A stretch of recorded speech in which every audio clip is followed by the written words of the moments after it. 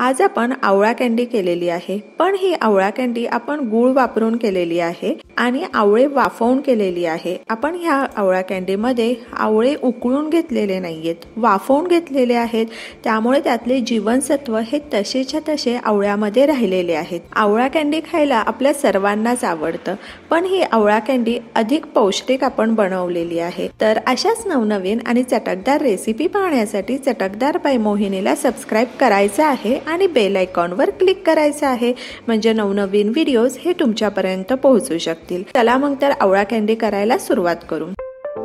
तर ह्या ठिकाणी आपण अर्धा किलो आवळे घेतलेले आहेत। आवळे स्वच्छ धुवून घ्यायचे आहेत। आता आपण आवळे वाफवून घेऊयात। एका चाळणीमध्ये आपण आवळे ठेवूयात। तर आपले आवळे ठेवून झालेले आहेत। एका साइडला घमेल्यामध्ये मी पाणी उकळायला ठेवलेलं आहे। या ठिकाणी पाण्याला उकळी आलेली आहे आणि आता आपण चाळणी ठेवायची आहे।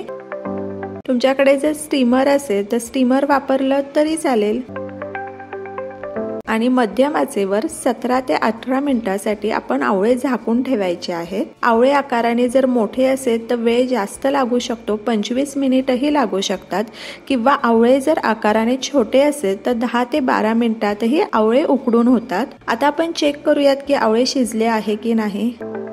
या ठिकाणी आपण पाहू शकता आवळे व्यवस्थित कट होत आहेत। तर आवळे छान शिजलेले आहेत आणि आवळ्याच्या पाकळ्याही सेपरेट व्हायला लागलेल्या आहेत।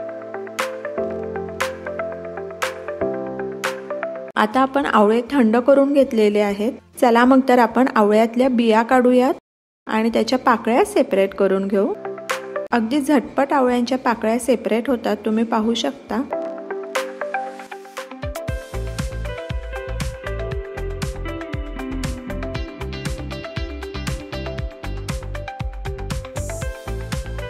तर अशाच पद्धतीने आपण सर्व पाकळ्या ह्या सेपरेट करून घ्यायच्या आहेत।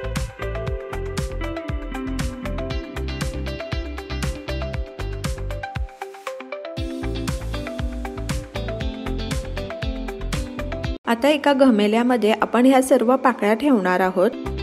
आवळा कँडी बनवताना आपण स्टीलचं पातेलं घेऊ शकतो किंवा काचेचं कोणतंही भांडं घेऊ शकतो, पण ॲल्युमिनियमचं भांडं बिलकुल घ्यायचं नाहीये। आता ह्या ठिकाणी तुम्ही पाहू शकता आपले सर्व आवळे हे सेपरेट झालेले आहेत। ह्या ठिकाणी आपण 700 ग्रॅम गूळ हा कट करून घेतलेला आहे। गूळ घालायचा आहे आणि आवळेही घालूयात।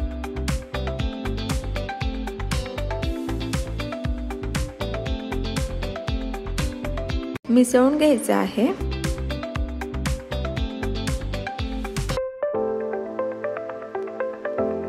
आता आवळे आपल्याला 3 दिवसासाठी झाकून ठेवायचे आहेत, पण रोज एकदा झाकण काढायचं आहे। आवळे वर खाली करून घ्यायचे आहेत आणि पुन्हा झाकून ठेवायचं आहे। बऱ्याच वेळा असं होतं की वरती राहिलेले जे आवळे आहेत हे कोरडे पडू शकतात आणि त्यामुळे बुरशी लागू शकते। त्याकरता रोज आपण ताट काढायचं आहे, आवळे वर खाली करून घ्यायचे आहेत आणि ताट झाकून ठेवायचं आहे। असं आपण 3 दिवस आवळे छान मुरू दिलेले आहेत गुळामध्ये। आता चौथ्या दिवशी आपण झाकण काढूयात आणि तुम्ही पाहू शकता आवळे छान असे मुरलेले आहेत गुळाच्या पाकामध्ये। आवळे एकदा वर खाली करून घ्यायचे आहेत। आता एका चाळणीवर आपण आवळे काढून घेऊयात।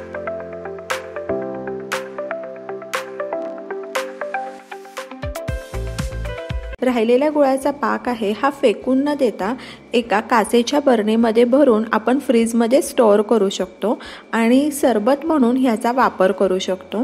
आवळ्याचा हा सरबत पित्तनाशक म्हणून काम करतो। 5 मिनिट आपण आवळे चाळणीवर असेच ठेवायचे आहेत। आता 5 मिनिट झालेले आहेत। आपण आवळे सर्व ताटावर काढून घेऊयात। आता हे आवळे 2 दिवस आपण उन्हामध्ये सुकवून घेणार आहोत। ऊन नसेल तर घरात 3 दिवस फॅन खाली पण सुकवू शकता।